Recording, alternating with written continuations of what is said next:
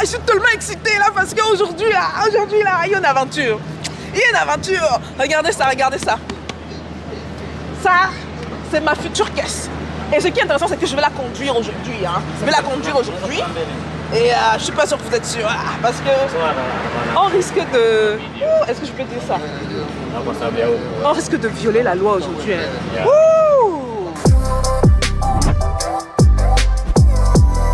Bonjour et bienvenue sur Parlons de Business. Alors ici, on parle de quoi? On parle de business. On parle d'opportunités d'affaires, on parle d'argent, hein, et on parle de tout ce qui peut faire grossir ton compte bancaire, même de mindset. Les gars, là maintenant on est en plein action, vous voyez bien. On est dans le Bajaji, la petite voiture ici, là. Vous allez voir à quoi ça ressemble.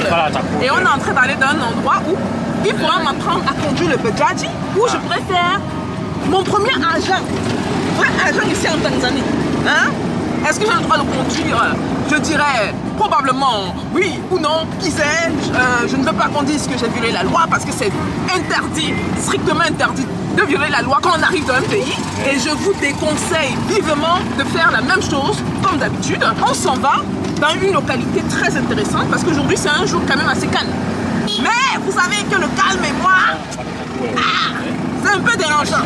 Je voulais également en profiter pour vous parler du business du Bajaji. C'est un business très intéressant et un business qui peut être transposable dans plusieurs pays africains, dépendamment de si les lois de votre pays le permettent.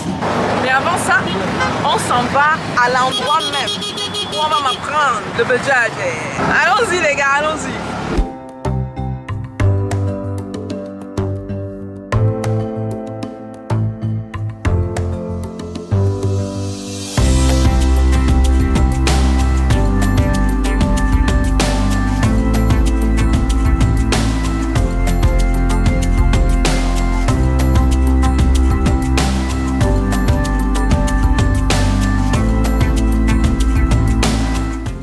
Donc là, on vient d'arriver à l'endroit où Bondia, c'est son nom, va m'apprendre à conduire le Bajaji.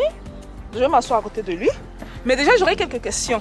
Can you translate for the questions? Because I want to let people know about the business. So how much money does this brings in every month? Hey, Bondia, kama unajua, kwa kila siku kwanza inapeleka kwa boss kiasi gani? 20. Na yenyewe kama yenyewe kuingiza kwa siku, tegemeana sana siku zenyewe, sio kila siku zinafanana. Okay. Lakini kwa siku I'm seeing still inflation about. So it's like a day, the Bajaj can collect revenue for about 6,000 Tanzanian shillings. So that the guy can do repair when the Bajaj is broken. Ok, ils donnent des données très intéressantes. Ceux qui font le taxi vont se retrouver dans ça. Ils disent que la voiture fait en moyenne $30 par jour et que la personne qui a la voiture, parce qu'ils donnent la voiture, c'est un peu comme les taxis. Donc il y a ceux qui payent les Bajaj et qui donnent les Bajaj à des personnes pour faire le remboursement. Et donc par jour, ça rapporte à peu près $30. Sur les $30, le propriétaire reçoit $10. Donc si vous faites fois 30, c'est $300. Ce que je trouve quand même assez bas. Mais on est en Tanzanie et ce sont les réalités d'ici, quoi. So sometimes the Bajaj owners, they give contract to... That's what I wanted to ask. En fait, je lui ai demandé, est-ce que justement le Bajaj revient au manager? So the manager takes the Bajaj after 2 years? After 2 years. Oh!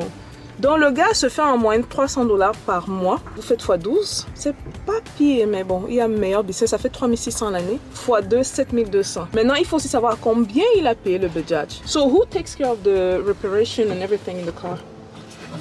Ok, donc la personne qui s'occupe si y a un problème dans la voiture, c'est pas le propriétaire. Vous voyez, donc le gars, c'est $7200 assuré par Bajaj. You know how much a Bajaj cost? Yeah, the Bajaj costs... Oh, Bondia. Là, on va prendre le prix du Bajaj. Pour être franche avec vous, un truc que j'apprécie beaucoup ici en Tanzanie, c'est que ces gens sont tellement ouverts d'esprit. Ils partagent leur connexion. C'est-à-dire que tu vas voir ton compétiteur, tu vas dire qu'il t'approvisionne, il va te donner le contact, il dit que voilà, va contacter le gars. Donc il dit que le Bajaj c'est $3500. Donc c'est un business de plus de 100%. 100% en 2 ans. J'ai négligé ça. Ah non, j'ai mal fait les calculs. C'est très intéressant. Je pense que c'est la politique des Chinois. La somme des petits donne beaucoup. Et je pense que c'est Dangote qui a dit ça. Pendant que beaucoup négligent le 300, le $10 par jour, vous voyez, en 2 ans, vous avez fait 100% de votre chiffre. Maintenant, je pense que ce genre de business également, c'est un business où vous pouvez faire beaucoup d'argent si vous avez plusieurs Bajaji. Pas juste un. Si vous avez 10, 20, 30, Et si c'est 3500 $, c'est faisable. Et je pense même que le rendement peut être plus élevé dans d'autres pays. Aussi, je vais même vous montrer quelque chose dans le Borda Bordassi ou Bajaji. Vous voyez, il y a un espace de rangement derrière. Donc les voyageurs, par exemple, peuvent mettre leur valise là. Et c'est assez grand. Hein. C'est vraiment assez grand. Regardez tout ça. Voilà. Voilà mon petit sac. Parce que normalement, on doit aller quelque part. Donc c'est vraiment un très bon investissement, quoi. C'est pas juste pour transporter les gens en ville, ça peut être également utilisé pour d'autres choses, transporter les marchandises par exemple, ceux qui veulent le faire. Donc voilà, on va passer à la leçon d'apprentissage. Donc accrochez-vous. Ok, let's do this. Donc là on va commencer la classe les gars, ok? David, come closer. Start here. Here.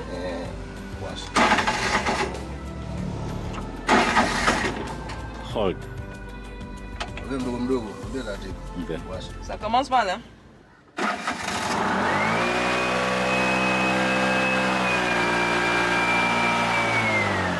Release it. Like this. Slow. Slow. Yeah, that's slow. Should be pulling slowly. That's it.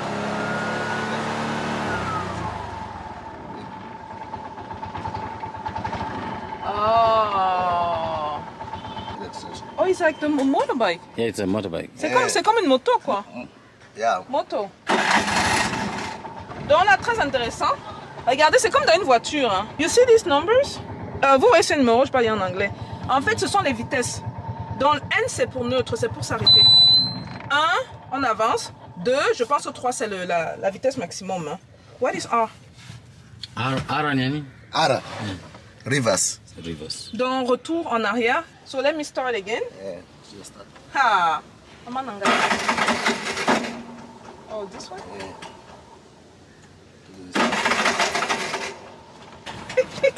Il fait l'accident ici.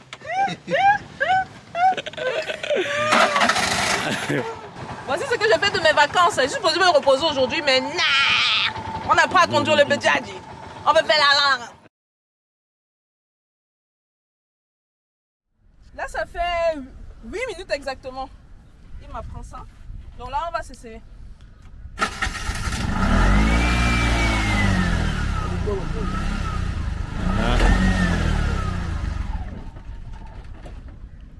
Okay. Remember, slowly. On essaie une deuxième fois. Ils disent que je suis trop... de faire doucement.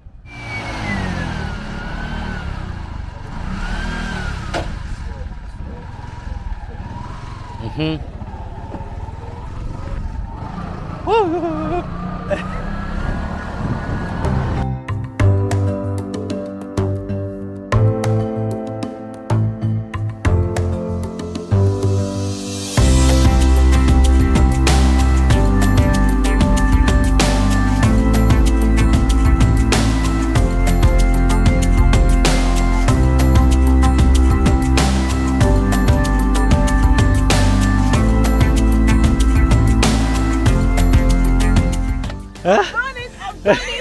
Maintenant, on va en route, on va chercher les clients. C'est ce que les gens font hein. Dans certains pays. Ils viennent en ville pour apprendre à faire la moto.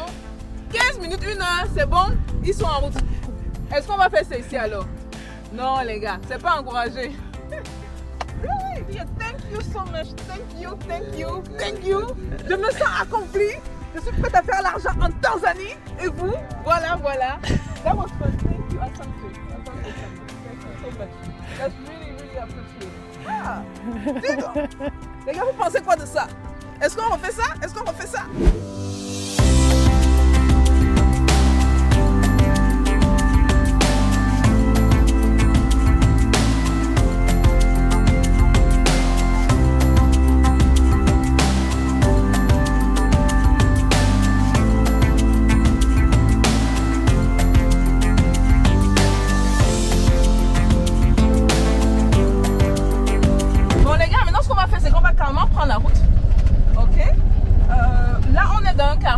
Dans un petit quartier.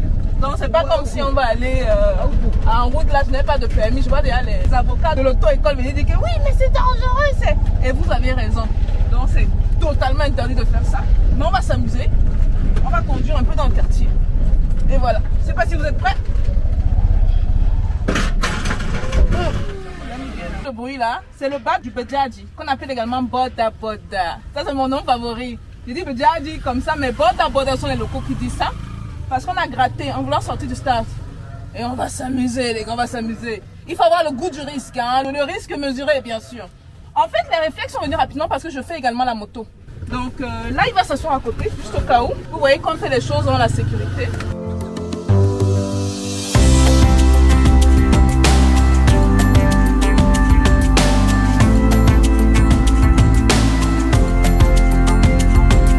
Ce qui clôture la vidéo. Vous avez vu qu'à la fin, là, quand on est dans les petits trucs, lui-même, il a pris le volant. Il a dit que, gars, c'est mon investissement, je ne veux pas tout perdre mon argent. Mais c'est pas grave, on comprend ça. La sécurité. Mais, regardez, on a guetté ça. Il a tourné le dos, hein. On peut sauter dedans. Et... Donc voilà, les gars, je voulais un peu vous faire partager des brides d'une partie de ma journée. Voilà, je suis toujours bien en Tanzanie. En fait, la semaine, c'est qui commence, je devais me reposer. Je vais essayer de le faire. Ok, donc on va faire un peu le tour de la ville, on va aller manger la bonne nourriture, voilà, parce que c'est important de recharger. Hein. Je pense qu'une des erreurs que les personnes qui travaillent énormément font, c'est qu'on est tellement concentré sur le travail qu'on ne réalise pas qu'il y a des périodes de recharge. Donc il faut apprendre à release. Ce que j'ai appris même des personnes fortunées aux États-Unis, c'est que pour chaque, vous serez surpris de la fréquence à laquelle ils voyagent. Pour chaque 2 mois, ils prennent 2 semaines. En d'autres termes, pour chaque mois, ils prennent 1 semaine. C'est ce qu'ils appellent le ratio 1-1. 1 mois de travail, 1 mois du calendrier, 1 semaine de repos. Donc ils ont l'équivalent de quoi? 12 semaines de repos. Les autres peuvent se permettre de le faire, mais we cannot. We cannot. Donc une fois en passant, je me permets ça. J'ai eu 2 heures de relaxation dans la chambre du Qatar. Ceux qui n'ont pas vu la vidéo du Qatar, je vais la mettre là ou là. Jolie chambre d'hôtel. Dites-moi, est-ce que vous pensez que ça c'est un business intéressant qui peut rapporter si vous êtes patient dans l'investissement et si vous avez la vision sur le long terme? Là, il y a la question. Je vous vois dans la prochaine vidéo, les gars. Peace out.